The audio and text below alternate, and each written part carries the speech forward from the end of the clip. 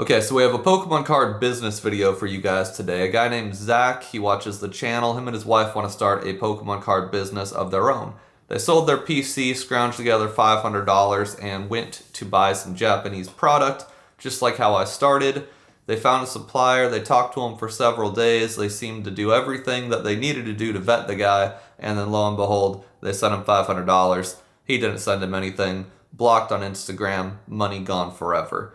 Now, there's one thing about this email I liked. Zach said, hey, we're going to use this as a learning opportunity and continue moving forward. The reason I like that is because most people in Zach and wife's position would just quit, accept the $500 of the loss, and move on with their lives doing a 9-to-5 that they probably don't like. So I like that part of the email.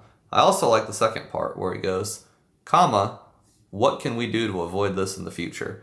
So we're going to talk about that today. I figure everyone who wants to start a Japanese Pokemon card business or any other really online business at all, I figure you guys can all benefit from my answers here. So the number one thing, you can listen to the next sentence and then exit this video and never talk to me again. The number one tip I have when you're buying stuff from any stranger online, use PayPal goods and services. I don't care how long you vetted the person. I don't care how many reviews or credibility checks they have. PayPal goods and services will protect you, and it should be used even if it costs you a little bit extra money. And you should use PayPal goods and services with the same person until you feel like it would be irresponsible for them to screw you over. Let me explain.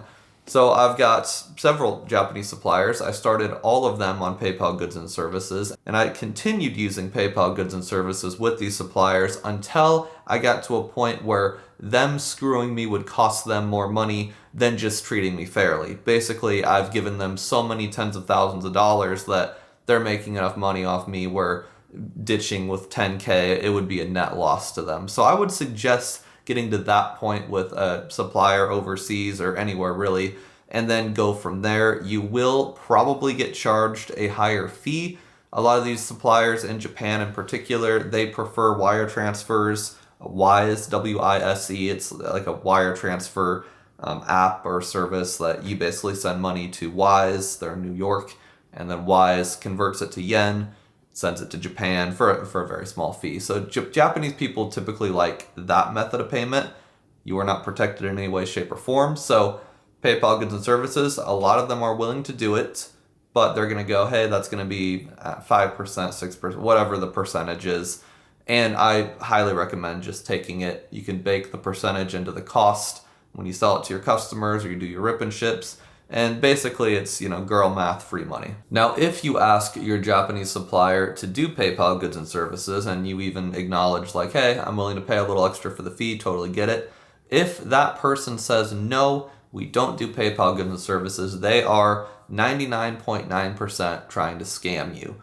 I have never seen a supplier reject PayPal goods and services. I've never seen it. I've been in this business for 5 years now, and I've talked to, I'd say 30-ish Japanese suppliers and several Korean, Indonesian, Thai, and Chinese, actually. Not a single one of them were against using PayPal goods and services. They all charge extra, but not a single one rejected it. So if you are in a situation where they go, now we only do wire transfers, they are scamming you. And by the way, assuming there are some new people watching this video that have never made a business transaction in their life, PayPal goods and services, it's basically just protects you and the seller from, getting scammed. If you send Japan $500 and you were supposed to get booster boxes, if they don't send those booster boxes, you complain to PayPal. PayPal handles it from there. Most of the time, you're set. There's some tips with PayPal goods and services though. When they send you an invoice, so you go, hey, I want to use PayPal goods and services, here's my PayPal email address, please email me an invoice. Make sure that there is an itemized list of the things you're buying. A lot of the suppliers, they're lazy, and I get it. They're just right, $500 Japanese Pokemon. That's not going to work. In fact, that will probably lose you any case with any insurance provider, including PayPal. So ask for an itemized list. Terrestrial Festival, Mega Dream, Shiny Treasure, price, quantity. When you have that, then you are protected 99.9% of the time. So there's exceptions for everything, but I would highly recommend PayPal goods and services. That's like the best tip I could give you. Now, assuming you want to get to a point where you're wire transferring money, because wire transfers, they're going to save you and your supplier money in the long run. And it's just easier for everyone once you get to a level like me at this point. It makes more sense eventually. There's going to be a vetting process that it's very much instinct based, which is why a lot of you guys have gotten scammed and why I've gotten scammed too. But you can only do so much from the other side of the world. So you're on Instagram, probably. That's where I found all my suppliers, I think. You want to look at, engagement. Are they getting lots of likes and comments on their posts? Do they have a lot of followers, and are they following a lot of people? And are those followers and the people they are following, do they make sense? Click on their friend list or their follow list. If it's a bunch of like random accounts in India, maybe probably reconsider. If it's a bunch of Pokemon nerds that have Pokemon in their profile, shitloads of Pokemon cards in their pictures, like that's a good sign. Yes, these people can absolutely scam you, but that's a good sign to look out for. Look at their posts. Do they have a logical amount of likes and comments? If they have like 4 million hearts and 3 comments, there's something wrong. They're buying likes at that point. If the comments are super generic, like, wow, great product, those comments are paid for. And if they're cheating Instagram, there's a good chance they're cheating you. So look at their social media, look at their behavior. Are they making Instagram stories every day? Every Japanese supplier, at least right now in this market, is making like 5 to 15 stories per day, just like we do on PokeNE's channel. Like, they are constantly selling. So yes, scammers can absolutely make stories every day, but eventually you have to accept that a lot of people are not scammers, and you have to look at, are these people running their Instagram page as a business? And if you see stories, there's a good chance that it's a business. You can also gather a lot of intel just from the way they DM you. First of all, pretty much everyone in Japan that you're going to come across speaks English, or they have good enough translation software where you can't tell they don't speak English. So reach out to them and number one, ask for a product list. Every Japanese supplier worth their salt has a pre-copy and paste list of all the modern sets, all the prices, and sometimes the quantity they have available. If they produce a list relatively quickly, that's again another sign that they're probably a legitimate business. Yes, scammers can also copy and paste lists, I get it, but these things all stack up in a way that should give you a little bit of hope that they're probably legit. Now, if you know anything about business, at least in the US, an LLC, it's all public information. You can go to, LLC searches here in the US, type in EIN numbers or names or addresses, and you'll find information on the LLC, where it's incorporated, blah, blah, blah. Well, Japan has something very similar, or at least you have access to Japanese LLCs. They're called something else, but it's National Tax Agency Corporate Number Publication Site. So you can search Japanese companies by their name or by their corporate number. Name is very hard because a lot of times the English and Japanese, it just doesn't translate. So go to the corporate number search. That's basically like the social security number of Japanese businesses, and it's all public. Like, a Japanese person will not be offended if you ask for their corporate number. It's a very public thing, and it'll be a completely normal request. So, hey, can I get your corporate number? I just want to do some validation on my side. A good Japanese supplier who has a real business will be happy to share that corporate number. You can then type that into the site that I showed you guys in the screenshot, and you can find everything about the company.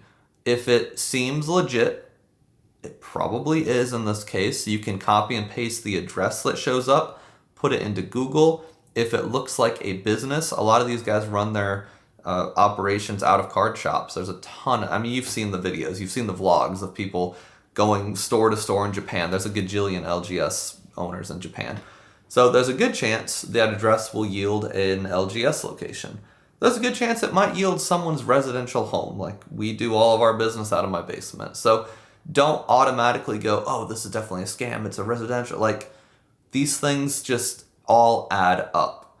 If it's weird Instagram behavior, if it's weird responses, if it's a lack of PayPal, if the address goes to some sketchy little apartment, that's when you have red flags. So stick to your instinct, add all these little tips together and you'll probably end up with at least an answer that you can be confident in, but ultimately trust your instincts. Your gut is usually right. And again, even if your instincts suck, PayPal goods and services, as long as you get an itemized list for your invoice, it will save you. PayPal goods and services saves even the stupidest guts. And in addition to that corporate number lookup thing, feel free to be your own detective. There's a ton of really creepy, accurate information you can get just by searching names into Google.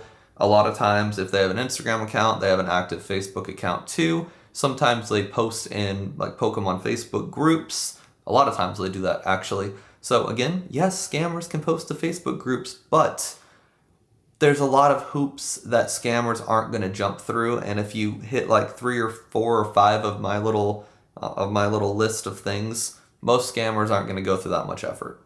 It's honestly, and this is no offense to the guy that emailed me, it's honestly relatively hard to get scammed as long as you do a handful of these things. And it's impossible, almost impossible. It's almost impossible to avoid scams if you use PayPal goods and services. Not sponsored by PayPal, by the way, but if you're listening, I'd love to.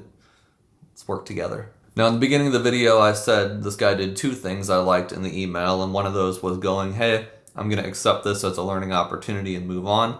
That's a really good attitude to have in this business, because every single good business, Pokemon centered or not, they have been ripped off and they have lost money. Don't listen to anyone that's never been scammed. They're either liars, they're not real business owners, or they don't have the experience to deserve your attention. I have lost tens of thousands of dollars in 10 different ways over the 5 years, and trust me, despite that amount and the amount of money and the amount of times I lost money, I ended up okay. Like, we've done $15 million in sales now. We've been around for 5 years. You're watching me on YouTube, that counts for something. Like, you do recover if you want to recover. You got to stay the course though. The worst thing you can do is start a business. You watch Brian on Pokeani YouTube or whoever you watch. The worst thing you can do is start a business all excited. You sell your personal collection to get some startup capital. You get scammed out of $500 and then you give up, because what happened there was you lost your PC or $500, depending on how you look at it, and you got nothing out of it at all. You just gave up, and now you're back to square -1, I suppose. So that's the worst thing you can do. You really just need to get your shit together, lock in, and try again. Let me know what you think about the Pokemon card business content. We're bringing it back for 2026, y'all. They're excited. Buy my stuff at Pokeani.com. Have a wonderful night.